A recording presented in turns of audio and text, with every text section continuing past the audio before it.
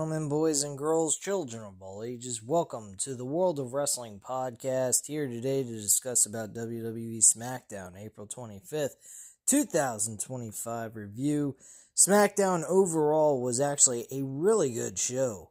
I enjoyed this show. I sat through this whole entire thing, eyes glued on it. And majority of what occurred on this show is actually pretty damn good. Very enjoyable content. I mean, there was some spots in the show that was kind of boring, but majority of it, very exciting stuff.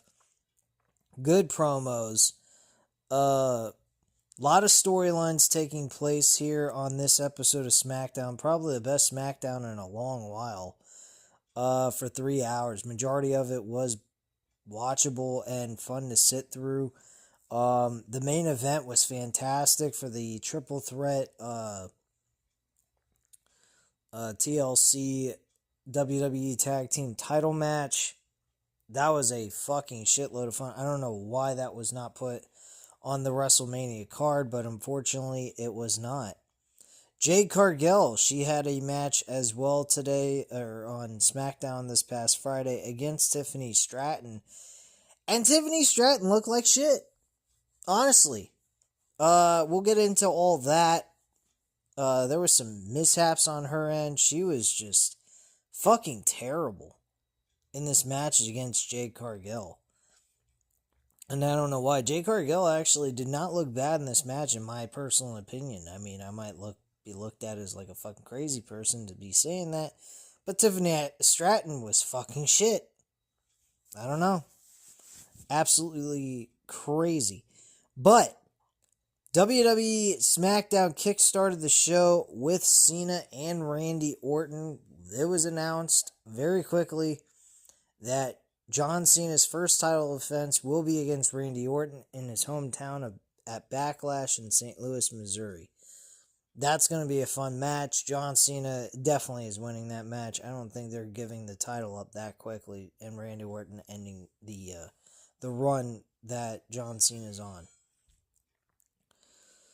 So, John Cena comes out. Cena hands Mark Nash a piece of paper, and the fans chant, "Let's go Cena, Cena sucks." Nash looks at Cena, who's looking at the crowd. Cena walks around the ring and shakes his head in disgust.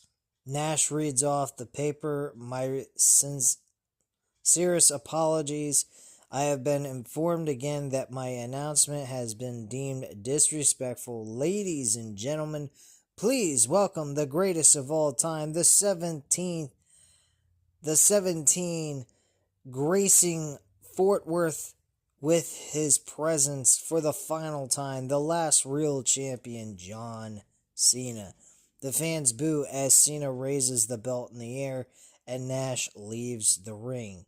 As Cena is about to speak, Orton's music hits, and he comes to the ring. Orton asks for a microphone and looks at Cena as the fans chant Randy, and Cena holds the title up and fans boo him. Orton asks if he knows what he found out. In a couple of months, it will be 25 years to the day since they first shook hands. Orton tells Cena he has known him for 25 years, and he means that as a compliment. Cena never changed. He was always about hustle, loyalty, and respect, and it was a way of life, not just some catchphrase. He began to think and realize that there was a void in Cena's life, and he started to think.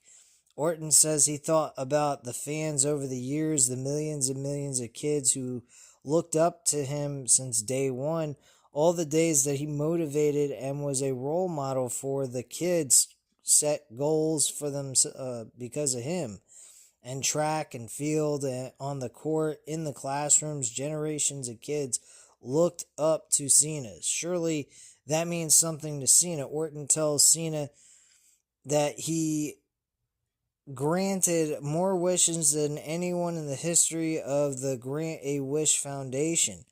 Orton tells Cena that he knows him too well, and Cena can't tell him that every kid left with a piece of his heart. They were not just a number. And Orton figured out how to fill the void. He tells Cena that Cena needs to have some kids. It's a very touchy subject there, man.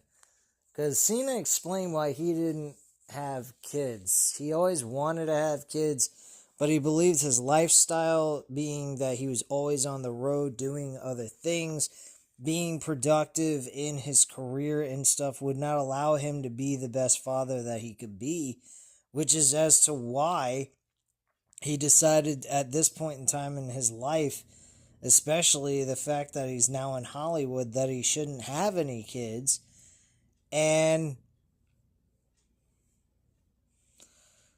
that's why he just chose not to be a father. It's not because he didn't think he wouldn't be a good father, just the fact that he is such a busy person and he is so wrapped up in his own self goals and everything else that he didn't think he would be a good enough father to have a child. So that's why he wasn't a father. This was a very touchy subject. Personally, if I was in Cena's shoes and all that, I'd probably want to have a kid.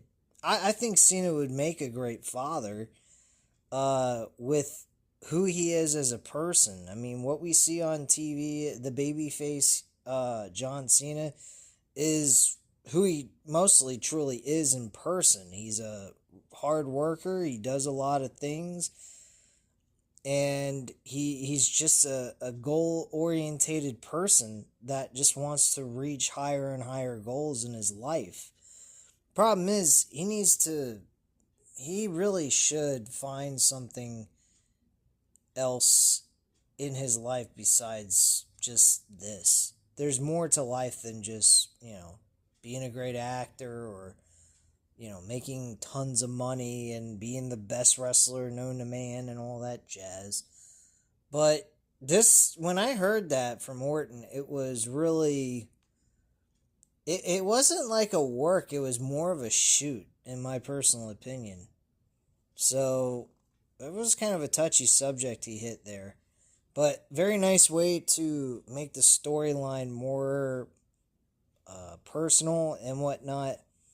And you kind of lean towards Cena after that comment because Orton continues and says, Orton has to imagine little square-jawed, thick Cena's running around. The world would be a better place, and he tells Cena to have kids and grow up and be a better human being. That to me was just like a kind of a backhanded compliment in a sense. Like, what the fuck? Cena tells Orton, how dare you? He tells it with such, like, anger. You could, like, feel it. But it's still, even though this Cena run as a heel is getting a little bit better now this is transitioned over to Orton. Because I feel like this Cena heel turn has gotten better since now that this has been focused on Orton. When it was with Cody Rhodes, it just was shit. It was just something like wrong with this, and it was because The Rock wasn't involved. Now that we're past WrestleMania, we're moving past Cody Rhodes because The Rock has nothing to do with Randy Orton. This feels like a totally different, it feels like a clean slate for this heel Cena character. When Cody Rhodes is involved, The Rock has to be involved because they're the two reasons why that Cena even got involved as a heel. So it is kind of strange that we got this, and now that Rock's out of the picture, it seems like unless Cody's not involved, it's shit. Because Cody being involved, it makes it real garbage. I just don't like it. But Cena doing it with someone else feels different. And this promo kind of did it for me, making me feel like, because this gets even more personal. And it's very fucking entertaining. But Cena tells Orton, how dare you? He tells Orton that he is a parent that he is parent shaming him and congratulates him for having children and loving them. Cena tells Orton the real reason he doesn't have kids is because he spent the last 25 years raising theirs. Oh, shit. That shit was funny. And some of it could be true. Cena says Cena as he looks in the camera. And by the sound of everyone tonight, he has done an impeccable job. He says the last 25 years, he has been a better parent to the kids than the parents could ever be. He looks at a kid in the crowd and tells him that his dad's a loser. We never get to see the kid or the parent at all during this entire segment. I think this was orchestrated. Like, there was literally no one he was talking to. He was just talking to an imaginary kid in the audience saying that the kid's father was a loser. And the kid flips off Cena. And Cena tells him he is very classy. Cena tells Orton that he has been policing brats for a quarter of a century. He tells the kid never to bring a knife to a gunfight, and his dad probably never taught him that. Orton tells him the fans are the reason why he is in Hollywood right now and crushing it. Without WWE, there is no Hollywood, and without the fans, there is no WWE. No matter the math, the fans are the biggest reason why Cena is standing in the ring with him. Orton says he has made a lot of mistakes, but he can go in the back, hold his head high, and he gets respect. He is a piece of furniture. He is here to stay, but Cena's just a guest. Cena tells Orton they all have their perspectives. He used to believe that Orton in that without the fans there is no WWE. That they won together, but he was wrong. He never needed a single one of the fans. They will chant, "Let's go Cena, Cena sucks," and the fans begin chanting that. Cena says, imagine being told you suck for 25 years, and he says Orton is just like the fans. All hypocrites. Cena says if the roles are reversed and he put his energy into anything but the WWE, is an outcast and a guest. This is why this is dysfunctional. Why it's not a functional relationship. They are all manipulating the truth because they have done nothing in their lives. Cena points to a fan and says, all that fan has done is dressed like Jack Black.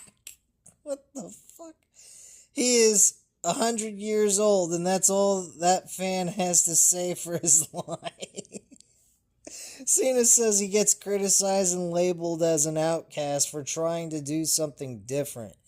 And you know what? That's very true. That is very true, man.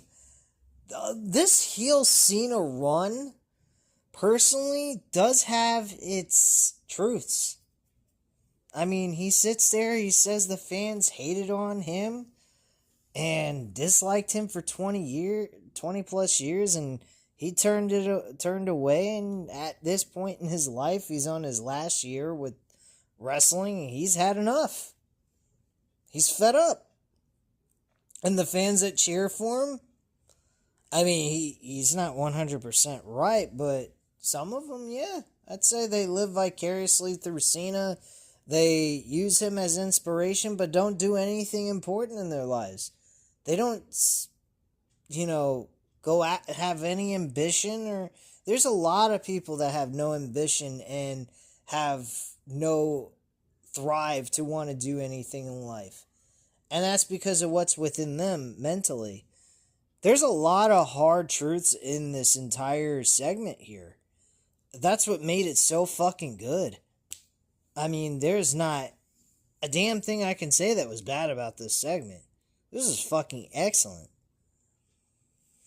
Orton tells Cena that Orton was stupid to come out and think that in this weird world, Cena would listen to what he is saying. He says that before Cody music hits, we hear Cody say wrestling has more than one royal family. Cody's not just talking about Cody's family, but but he's his family too. Wrestling has given Orton everything. It will provide for him, his children. He tells Cena he won't ruin. He tells Cena he won't ruin wrestling, and Cena tells him to shut his mouth. He tells Orton that Orton does not understand. Cena says he already won 17. Orton has won 14, but after Cena takes it home, Orton is forever frozen at 14. There will be another show, other matches. They will create some tinfoil championship, and if Orton wins it, Orton's counter starts at 1. What he is trying to do is that when he leaves, to make sure 3 generations of Orton's family is erased.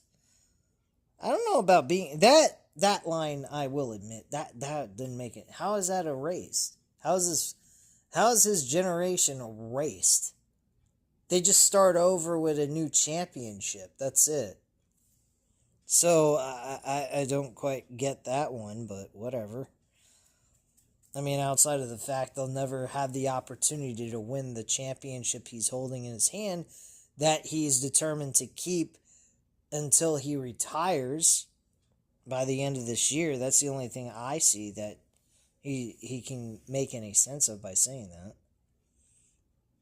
But it still counts as a championship. They're just creating a new championship that he stole and took home with him.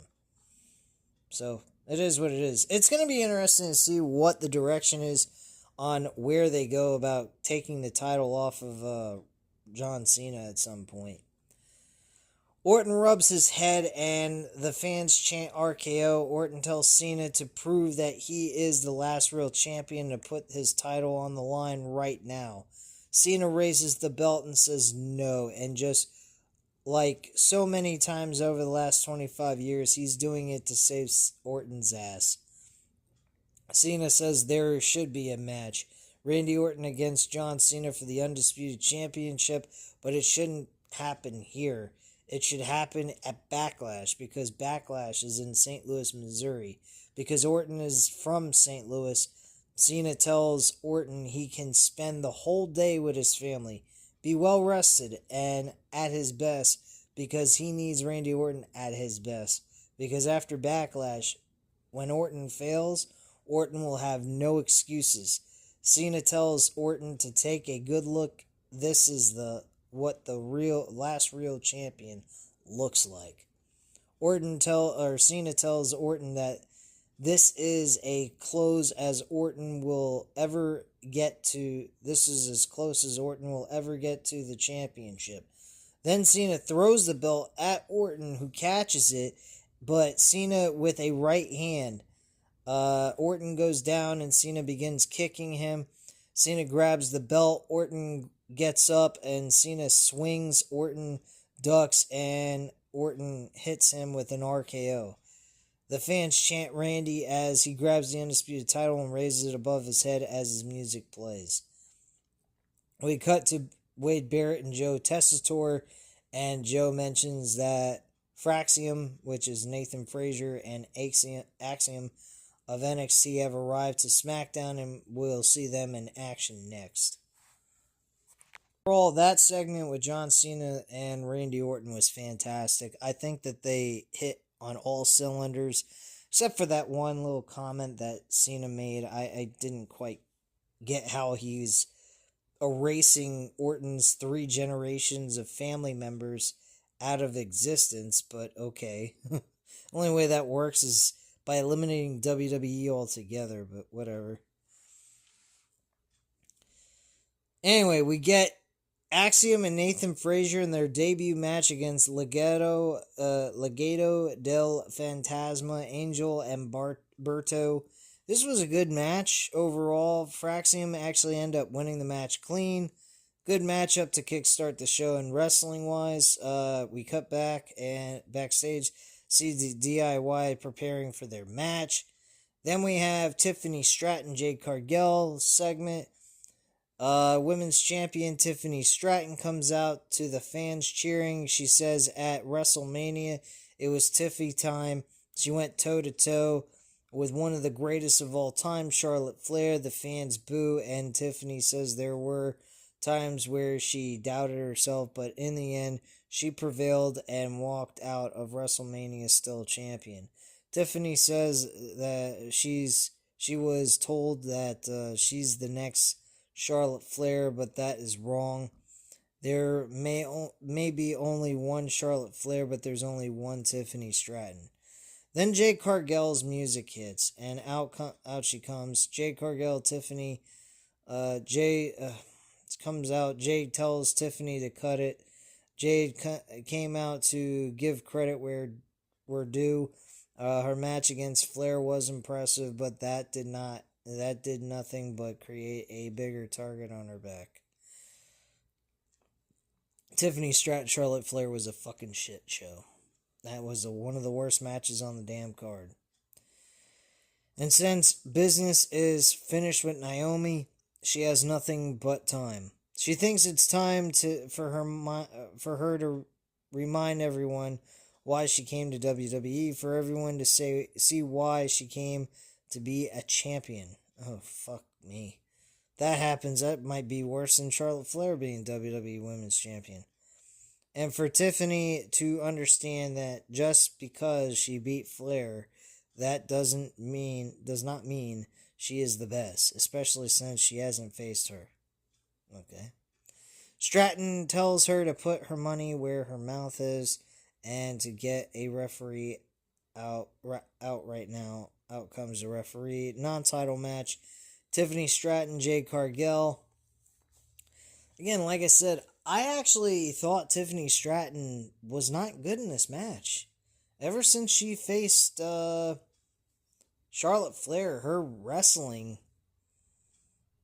has gone down a tad, I would say. She kind of fucked up in some of these spots in this match, and Jade Cargill looked fine. I mean, she wasn't superb, excellent, but she was much better than Tiffany Stratton, believe it or not. She was hitting good spots here and there. She did not look like she was botching too much. There was one spot where she caught her to do a power bomb that was excellent, and she just used all of her strength to accomplish this. I mean, she did some really good stuff here in this event, or in this match. I gotta give credit to Jade Cargill. I thought her wrestling in this matchup was by far the best. I thought her match against Naomi was good. I don't think that was trash either. I just think the choice in who won the match was shit. I really do. I think that match would have been a lot better if Naomi won. Speaking of Naomi, at the end of the match, she gets involved and causes a disqualification, giving Jade Cargill the win. Naomi throws Jade Cargill into the ring post, and the fans boo. Tiffany gets in the ring, and Naomi backs away and leaves the ring. Nia Jax comes from behind, God help us all, and attacks Tiffany. Nia with a leg drop followed by Annihilator. Nia raises the women's championship in the air and throws it onto Tiffany, who is down on the mat. And that's it. Next, we had Jacob Fatu, the new U.S. champion, with Solo Sikoa. And the fans chant Fatu as Solo Sikoa introduces Fatu as the new U.S. champion.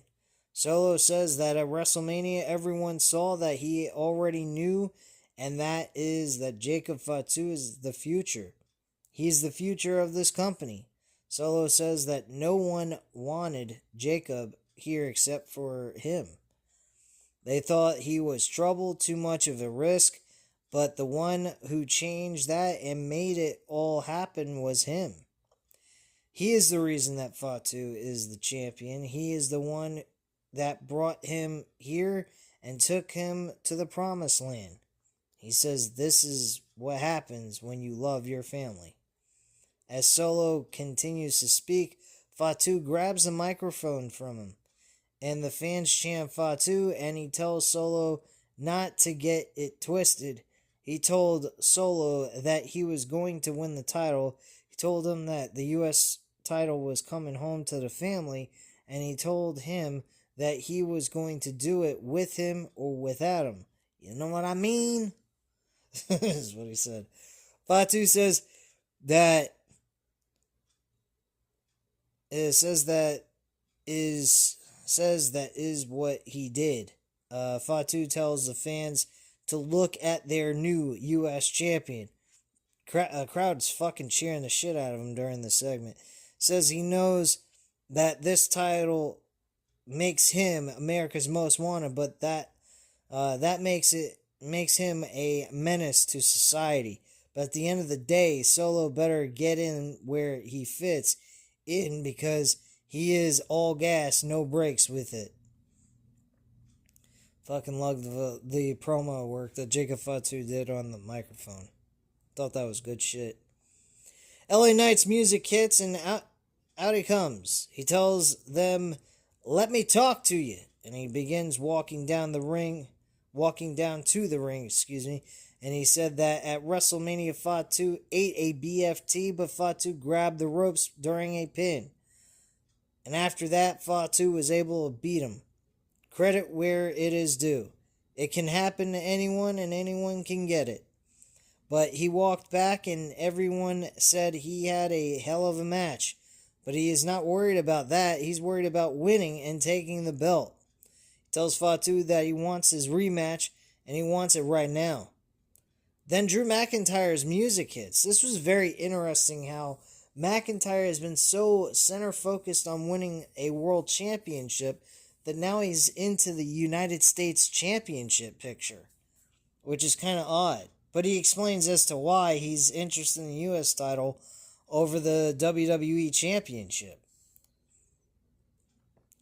He tells the fans it was not always easy being Drew McIntyre. Personally, it is being tall, jacked, handsome, and having some big guns. Like Dallas, Texas, only they were in Fort Worth, Texas, which he kind of fucked up on. But professionally, he gets screwed every title match, but at WrestleMania, he beat Damian Priest in one of the most violent matches in WrestleMania history. What a load of shit. That is not the most violent match in WrestleMania history. Drew tells Priest thanks him because it was an absolute pleasure to embarrass him in front of his family. Drew says that the next plan was to challenge John Cena for the title, but Orton jumped the line. The same Orton he beat a few weeks ago. Very interesting. He asks if it is World Wrestling Entertainment or World Nepotainment. Drew says Cena is a punk now. Drew wants to fight the baddest dog in the yard, and he wants to fight the baddest champion in the yard. He tells Fatu that he wants to fight him. Very interesting choice.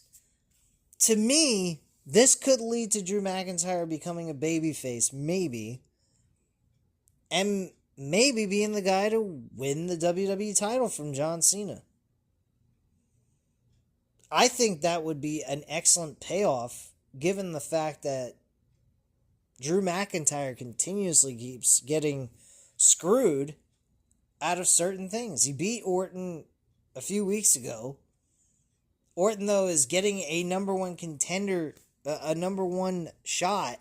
He's the one being labeled as the number one contender for the World Championship. And yet, he lost to Drew McIntyre. Where does that make any fucking sense? He declares himself the number one contender before WrestleMania even took place. I mean, the whole thing's crazy. And to me, it makes Drew McIntyre look like he's the good guy in all this. And this is something they could use to their advantage and turn him into a babyface. I don't know. LA Knight says blah, blah, blah, blah, blah, and for someone to wake him up. I fucking love that line by LA Knight. He was funny. He was all propped up in the turnbuckle on top of it, just kind of like, please, would you just get this shit over with already, please? Drew says the only joke around here was LA Knight with his last U.S. title run. LA Knight says he would say Drew's last title run was a joke, but he can't remember it. Oh, shit. Tells Drew if he has a problem with Orton to go talk to Orton, but now is his time. If Drew thinks he deserves the U.S. title so bad, to come in and show him. And Drew agrees and gets in the ring. But Nick Aldis comes out. He tells them to go to the back, put their wrestling attire on, and have a one-on-one match, and the winner will face the U.S. champion. So that was pretty much it there. We cut to the back and see Zelina Vega walking. Brian Saxon stops her, asks her about her match tonight. She tells him that she knows she is known to have a big mouth, but tonight is one of those nights where she is speechless. It means a lot to her. Just like her mentor Rey Mysterio and Eddie Guerrero, she wants to bring some Latino heat. This match was boring as fuck. The Women's U.S. Championship match, Zelina Vega ends up winning the WWE Women's U.S. Championship from Chelsea Green. And yes, Piper Niven and Alba Fire were supposed to be banned from ringside, and yet they still showed up. Please, someone tell me, how does this make any fucking sense to anyone? This was the worst part of the entire show. This was shit. I thought this match sucked dick beyond recognition. Did not like this match at all. So yeah, Zelina Vega ends up winning the match. Very short match, by the way. Thank God. And Zelina Vega is the new women's champion, a new women's U.S. champion, I should say. The Miz and Carmelo Hayes are backstage standing in front of the Andre the Giant Battle Royal Trophy. Who the fuck cares? The Miz tells Carmelo Hayes that when it's all said and done, Hayes will be the greatest Andre the Giant Battle Royal winner of all time. Not that I would even want a fucking to be known as being the greatest Andre the Giant Battle Royal winner. And that is why he sacrificed himself last week. Miz gives him a thick gold necklace. Hayes thanks him, and the Miz tells Hayes that he inspired him and will go out to the ring right now. Big whoop. So, back from commercial, the Miz is already standing in the ring. He says since 2007, he has been an integral part of WrestleMania, but this year he had no match, no mention, nowhere to be found. He says he main evented WrestleMania, beating Cena, retaining the WWE Champion, something Cody Rhodes could not do. And yet Cody gets the cheers, the pyro, and the spotlight. Gets it. Cody was the champion going into the WrestleMania. But when Rey Mysterio comes hobbling in at WrestleMania, he goes to someone who has been there for 2 weeks, and Miz has been there for 20 years. He asks himself if he has to wear a lucha mask and call himself Ray. Owens goes down, and the fans want someone who's an internet meme, someone who is an internet trend. He is sick and tired of people showing up in WWE, people that cannot lace his boots in the ring. He is tired of them getting opportunity. He is an A-lister, the most must-see WWE superstar of all time. Bullshit. And he is the Miz, and he is awesome. Then all of a sudden the lights go out. And we see Aleister Black rising in the screen. Like he did back in the black and gold era of NXT. I felt like I was in a fucking time warp in 2016-2017. He begins walking to the ring. He rolls into the ring and sits down in the middle of the ring, and Black stands up as The lights come back on. The fans chant welcome back and cheer. The Miz asks, "Who the hell do you think you are?" Well, in mid-sentence, he gets kicked in the face with a spinning back kick to the face, takes the Miz down, and Black sits down in the middle of the ring. In the middle of the ring as his music hits and the lights go dark. I think it was a good segment. Him being tied with the Miz, I don't know, but I guess it's a great way to kickstart everything for him. To me, the Miz seems to me as a gatekeeper at this point in his career. Nothing more, nothing less. He works with the younger stars. He doesn't do anything spectacular or amazing. He's just there, and that's it. Pretty much that in a nutshell. Back from commercial break, Byron Saxton is with Bianca Belair. Her fingers are wrapped up, and she says that she left WrestleMania with a few broken fingers. Things did not go her way, but she was proud of what the three of them did at WrestleMania. She says Io found the perfect opportunity to capitalize, and she would have done the same. As for Rhea, she found a way to sneak into her match, but now she is focused on healing, and Smackdown is her home.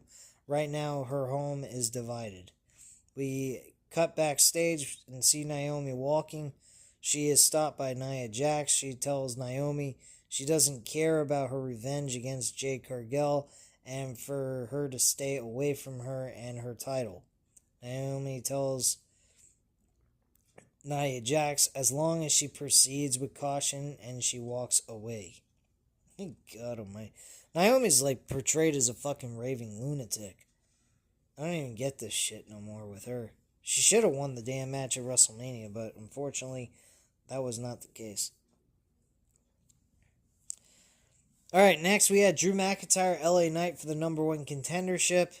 That match turned out to be a disqualification. Drew McIntyre ends up winning the match. Damian Priest gets involved, and the referee calls for the bell, and Priest throws him into the barricade. Priest chokeslams Drew through the announce table. LA Knight, Damian Priest argue on the outside of the ring, and out of nowhere is Jacob Fatu with a suicide dive onto both men. He throws them back into the ring and lands a running hip onto LA Knight. Fatu with a jump up moon assault onto LA Knight. He hits Priest with a running hip attack, followed by the jump up moon sault. Fatu grabs his U.S. championship in the ring, and the fans chant Fatu as his music hits. Fatu's got a ton of fucking fans. I mean, the guy's constantly cheered everywhere he goes. We get clips of Seth Rollins, Braun Breaker attacking Roman Reigns and CM Punk, which was good. We see John Cena walking backstage. He's stopped by R-Truth. He congratulates Cena on winning the title and tells him that if he needs him at any time, to give him a call. Cena walks away and comes Jimmy Uso. He asks R-Truth, when did Cena become so whack? R-Truth tells him that Cena is a true champion, and there are two sides to every story. And when he grows up, he wants to be just like him. R-Truth walks away, and Jimmy tells R-Truth that he's already grown up. I swear to God, I mean, like, the shit's fucking outrageous with R-Truth. I hope they do something very entertaining with R-Truth. Maybe they put R-Truth alongside with John Cena, and John Cena uses R-Truth like how Triple H used Eugene during 2004, with him trying to go after the World Championship with Chris Benoit.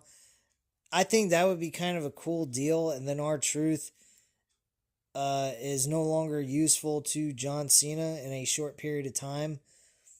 And that's how they get R-Truth to finally... I mean, they could utilize this as a way of getting R-Truth finally stop playing the geek bag role and actually start making him serious and making him a legit guy on the show. Because R-Truth is so fucking talented wrestling wise, but yet they make him act like a buffoon, which to me makes absolutely no damn sense. And I think it's really poor use on WWE's part to do that to him, because I've seen him wrestle, I've seen him do all kinds of shit in TNA when he was Ron the Truth Killings. He was a former multi-world champion for the NWA title in TNA at the time when they were joined with NWA. And I find it sad that he's just not doing anything important on these shows anymore. His career is pretty much doing nothing but acting like a fool. He's entertaining as hell, don't get me wrong, but I'd love to see R-Truth in a legitimate, real story. The last time I've seen him in anything that was remotely good was the match he had with John Cena at Capital Punishment in 2011. If you guys even fucking remember that pay-per-view. And R-Truth was a heel facing John Cena for the WWE title. Match was decent. I didn't have any issues with it. But they made R-Truth look like a fucking dumbass going into that, which I didn't like. And then he moves over with The Miz, which I thought they made a really good tag team together. They brought them back together with R-Truth being a fucking complete dumbass that he is now. But the R-Truth heel character with The Miz, I think, was excellent, and they just dropped the ball with them too. They could have been a great tag team, won multiple tag titles for a period of time throughout the 5 to 10 years or so, and made them a reliable part of the tag team division. Because I think they're excellent together as tag team partners. I don't know why they broke them up in the first place. It makes no sense. But speaking of tag team wrestling, we had the main event with the triple threat tables, ladders, and chairs match for the tag team titles. Street Profits being the champions going in, defending against the Motor City Machine Guns and DIY. Motor City Machine Guns and DIY lose to the Street Profits in a lengthy table, ladders, and chairs match. Very entertaining matchup overall. Montez Ford picks up the victory for his team, and the Street Profits retain their tag team titles in a fucking insane TLC match that should have been booked for WrestleMania. This was a WrestleMania type of match. Personally, this was pay-per-view levels of entertainment. And these guys put their lives on the line. They did some really crazy stunts, and very, very dangerous stunts, may I add, to the point where someone could have gotten badly hurt if it wasn't done correctly. So, great main event, entertaining show. I thought Smackdown, for the most part, was a good show, and I really don't have any complaints for this Smackdown episode for April 25th, 2025 review. So at this time, you know what to do. Hit the like button if you like this video. Hit the subscribe button if you're not already subscribed to the channel. And leave a comment down below. I'll definitely get back to you on that. Thank you guys very much for watching. And have a great night, guys. Bye.